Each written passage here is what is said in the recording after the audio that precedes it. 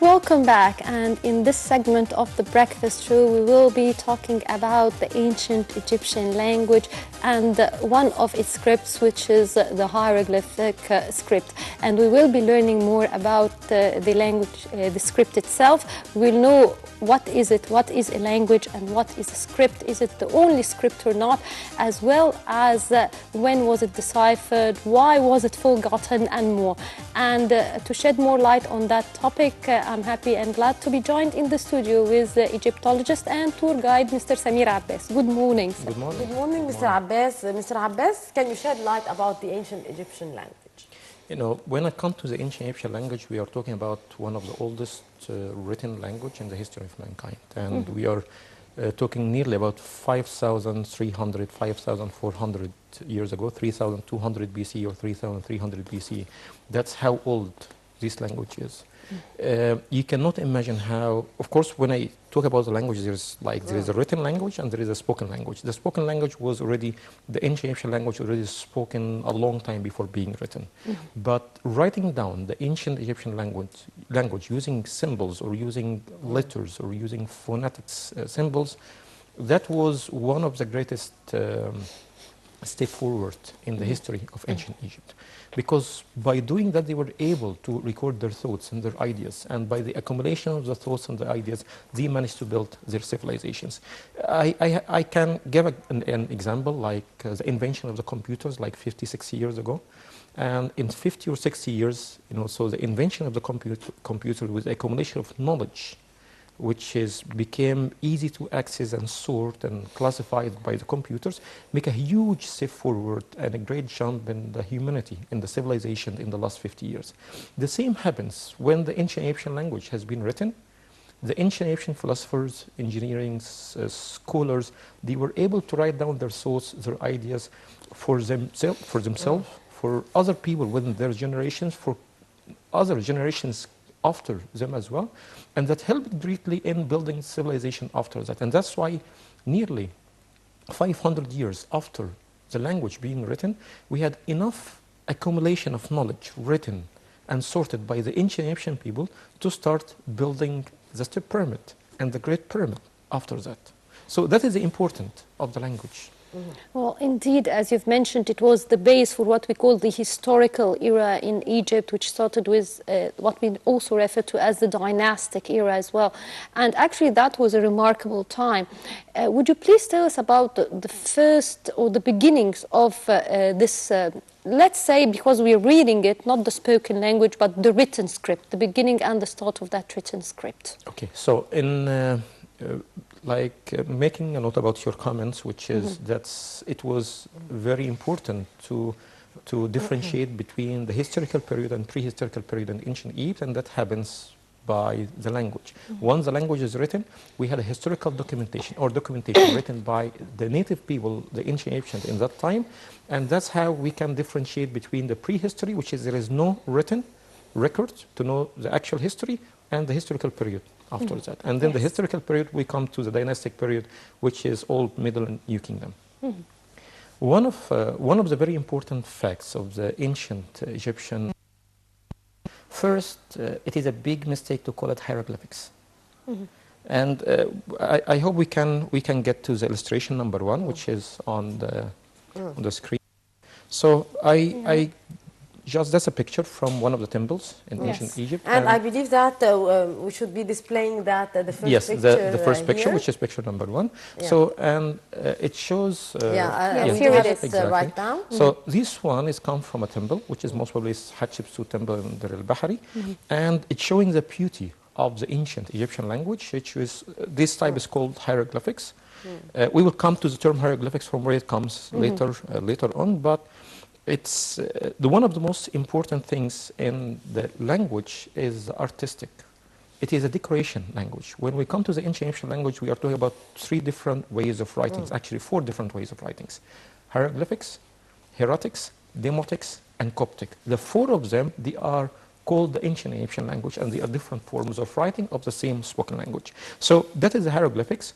It is the most common thing available for us as scholars today, because it is carved in stone. It was a decoration, and that's why there is lots of things has been remained from that. It's written from, in these tickets, written from left to right. How we know the orientation is simply because every character among the 1,000 Egyptian character, roughly speaking, which is evolved into 10,000 characters and symbols in the late period. So every one of these has an orientation. And for those who are not scholars, not specialists, the easiest way to make a judgment orientation is by looking at birds and animals. And there is lots of birds and animals in the ancient Egyptian language, and read into the faces of these birds and animals. Here in these tickets, it will be left to right. But in some other tickets, it will be right to left. Yes, this is from right to left.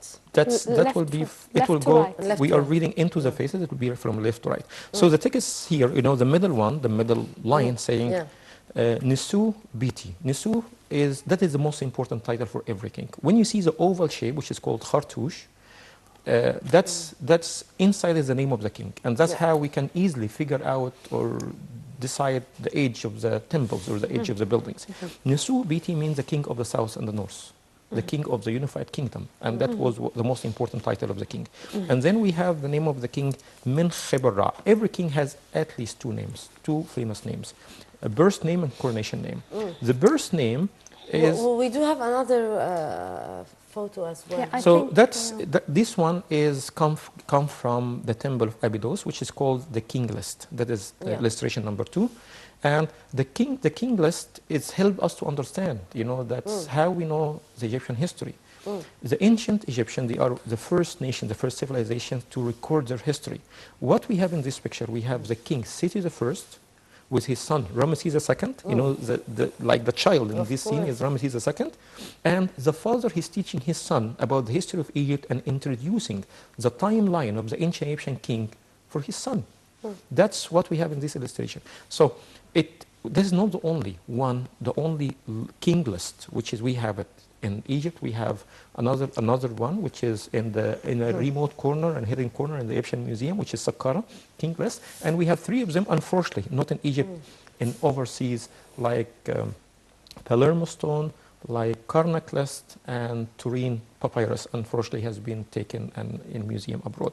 So the importance of an illustration or a text or a decoration like this one is, without the language, we will know the history of the ancient Egyptians, which is written by them. So I wish we can go back to illustration number 1, again, the photograph number 1, because it tells us, it gives us the most important titles of names of the ancient, the famous King Thutmose III. So Thutmose III has 2 names. The birth name, which is, you can see the duck and the sun, the circle, that means Sa-Ra. Sa means the sun, and the circle for the sun god. And then his famous name, which is Thutmose or Djibouti Mos, comes after that. And a very famous prayer, you see the pyramid after that, that's for the word di, means to give, a verb. Then Ankh, which is a very famous one, life.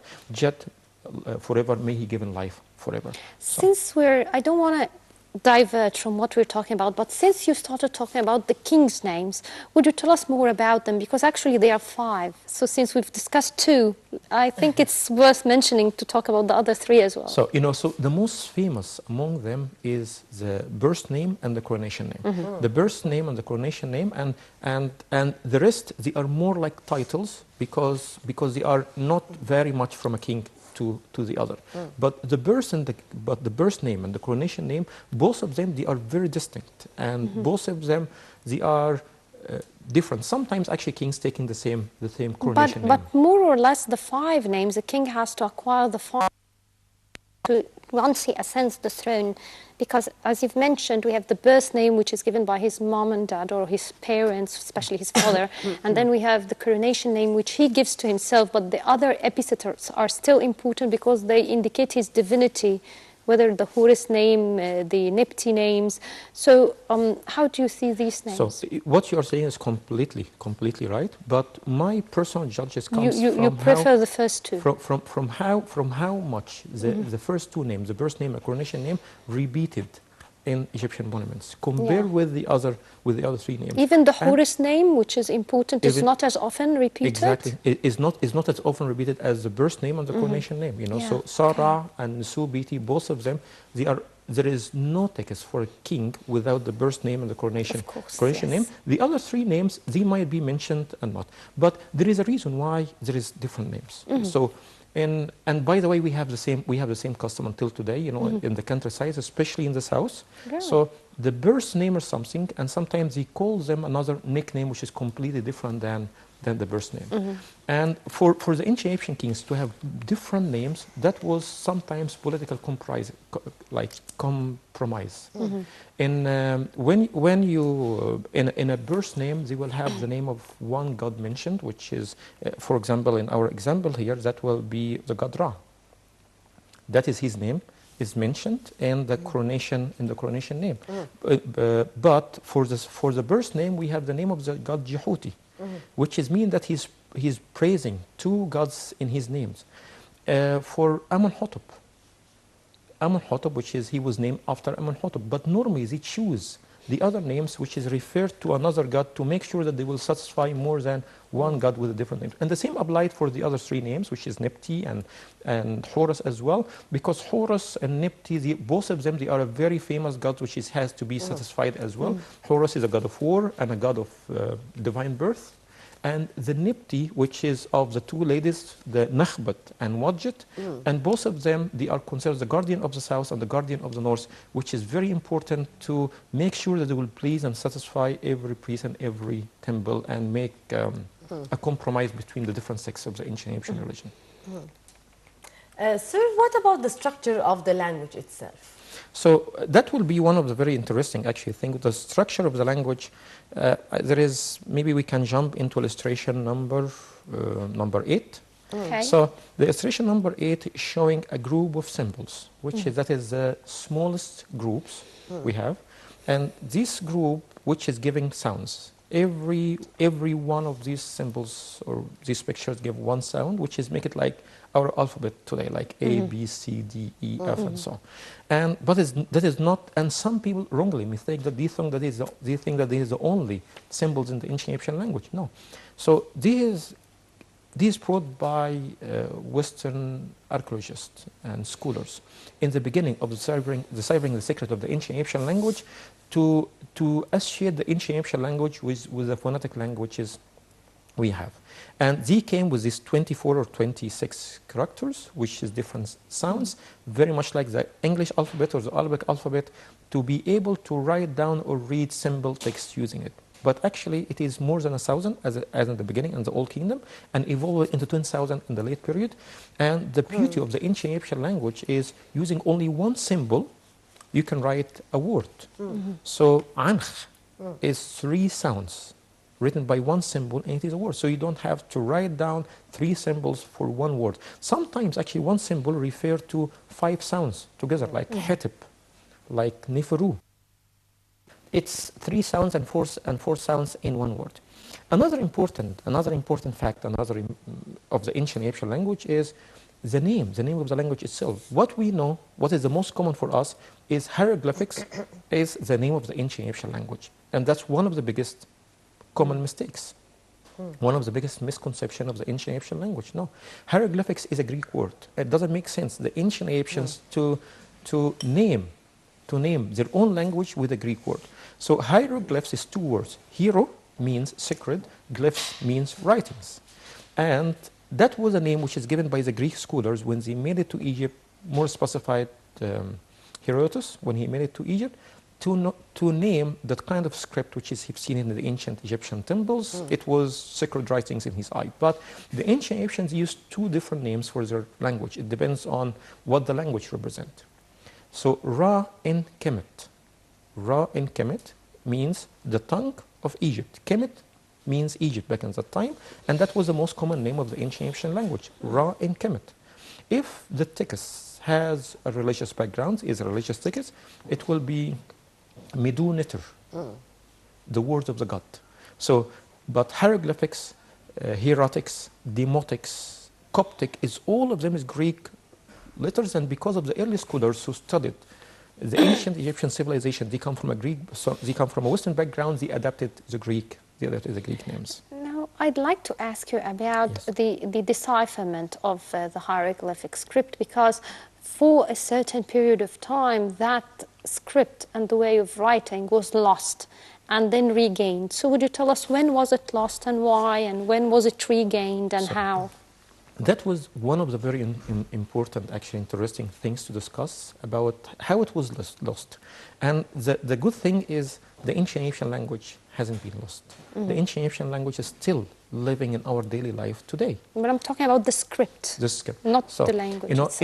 In the hieroglyphics, one of the last hieroglyphic texts has been written that was in Philae Temple. That was nearly around the 2nd century BC, as far as I remember. That was, roughly speaking, around this period of time. But the good thing about the ancient Egyptian people, they were so innovative to keep their language, because language means a culture, and there is no language which is in practice, in use, for more than, written for more than 5,000 years, and for spoken, definitely for more than 7,000 years. If you will have a chance to go to the church, in the service, in Sunday and Friday morning, so part of the service is held in the Coptic language, and the Coptic language until 1830, when Champollion deciphered the secret of the ancient Egyptian language, nobody knew that it is the sound, it is the words of the ancient Egyptian language, but written in Greek letters. So the ancient Egyptian language written in different ways. So maybe you can go to illustration number 3.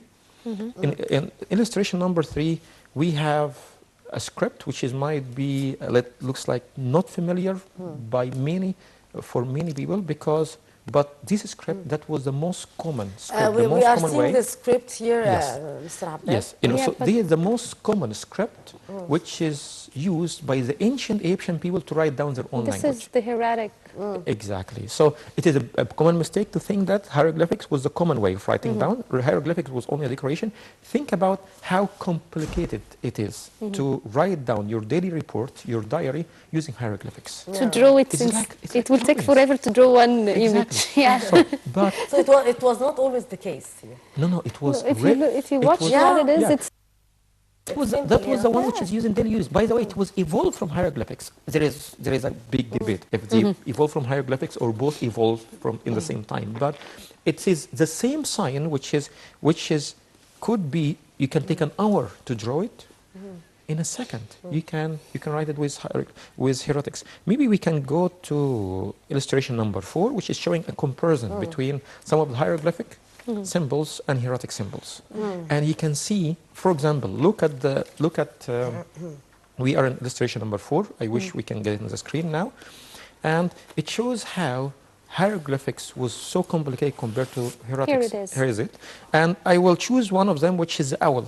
The owl, which is in the first line, in the middle is M, for the sound M. Look, the hieroglyphics is the shape of the drawings of the owl, but over the owl there is like a 3 in the English letters. That's how the owl written, or the sounds M written in hieroglyphics. See how easy it is? And it's come from it. Look at the head.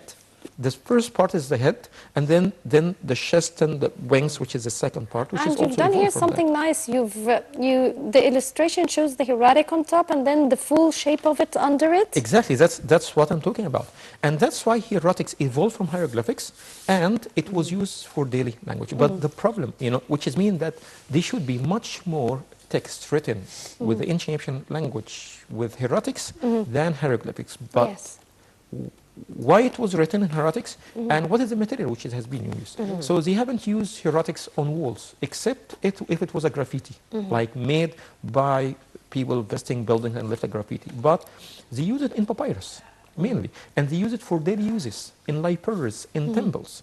And papyrus will not last as much as stone will last, and that's why we don't have much hieroglyphics documents. As a matter of fact, there is many of the hieroglyphic documents has been collected from temples for the ancient library of Alexandria and caught fire, and that's how we lost some of the biggest collection of hieroglyphics. But still, we're finding some. And it was called hieroglyphics, again another Greek word, hieratics, which means the priest writing. So then we come to another form of writing, which is demotics. That is illustration number 5. And demotics, we call that the nightmare for any scholars try to read ancient Egyptian texts. Demotics is became like easier to write, but it's very complicated to understand, and that was during the late period. And there is a very few scholars around the world who are familiar, who can read and translate demotics. Demotics come from the Greek word means the...